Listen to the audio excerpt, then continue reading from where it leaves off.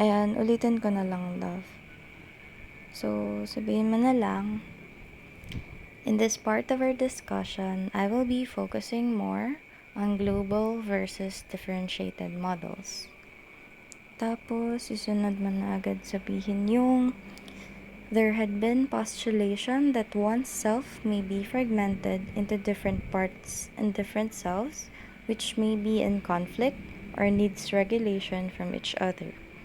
Although William James gave a very interesting perspective on the self and was even among the first writers to coin the term self-esteem, other theories emerged to study on the selfhood as an integrated part of one's psyche. In the past 30 years, self-esteem has become deeply embedded in popular culture. It is a person's overall self-evaluation or sense of self-worth. Tapos, next slide. So basically, we are talking about how self-esteem affects the beliefs that you hold about yourself and how you feel about it. And for us to understand this further, I will present William James's equation of self-esteem, whereas self-esteem is equals to success over pretensions, whereas success is what we call our achievements in life, and pretensions as our expectations, our goals, our values, and our potential. For us to further understand this, let us look at this. Ano ba tawag dito? Basta yun. So, the one in the left side is yung ating pretensions, yun yung goals, and yung what we believe is yung potential natin.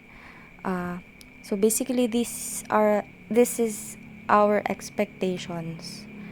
And then, yung nasa right side is yung success or yung achievements.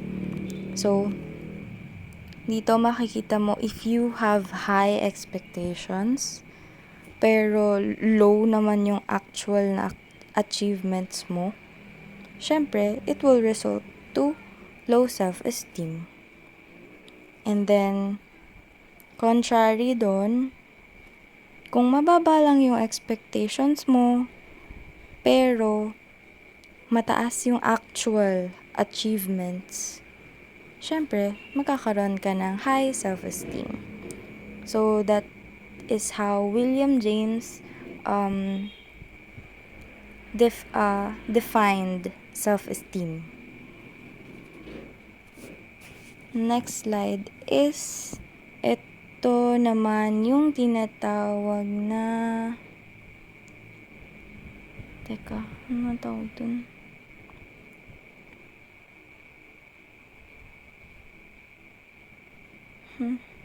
Wala na.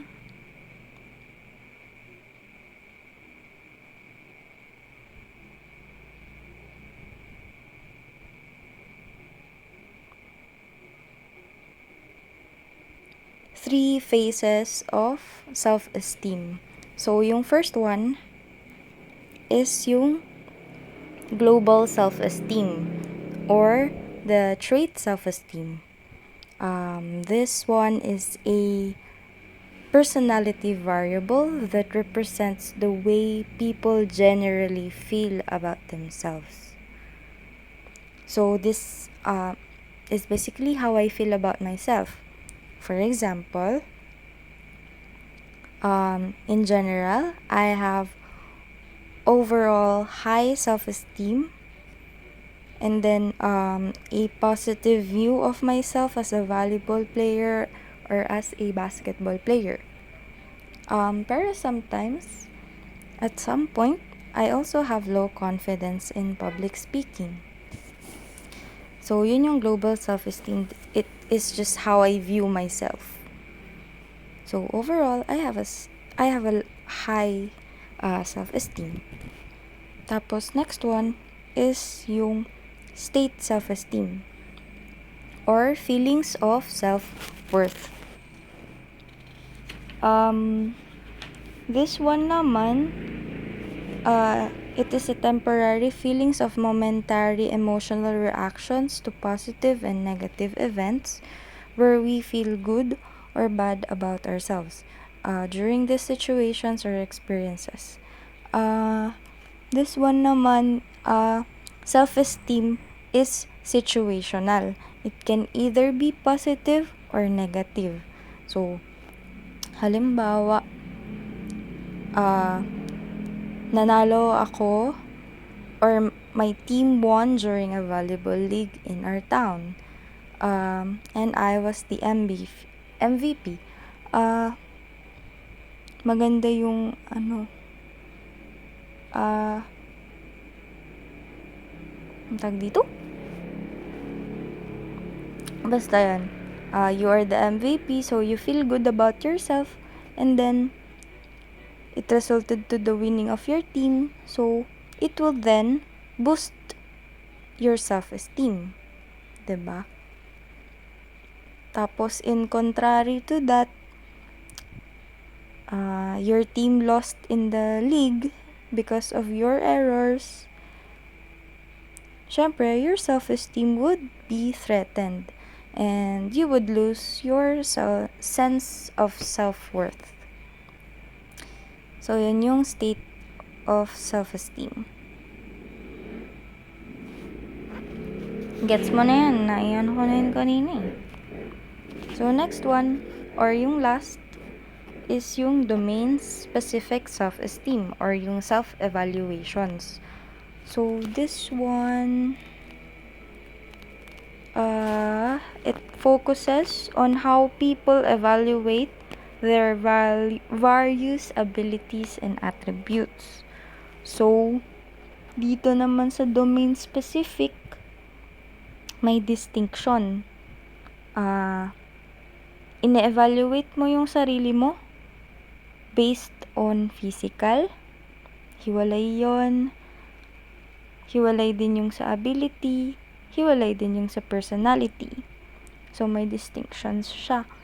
So, for example, may, when it comes to academics, low yung self-esteem mo kasi, may subjects na hindi ka confident. Pwede yun. Or, tapos, pagdating naman sa athletic side, you have a high self-esteem kasi you're good at volleyball or basketball. Tapos, sa mathematics naman, you have low self-esteem, ganun. Tapos, high social self-esteem naman is dahil friendly ka, ganun. Extrovert. Pwede. Tapos, in conclusion, although yung tatlong concept na to is distinct to each other or may iba't iba silang ang tawag dito, definition, they are still highly correlated. So, basically, high self-esteem people evaluate themselves more positively and experience higher feelings of self-worth than low self-esteem people do. So, yun. Tapos na.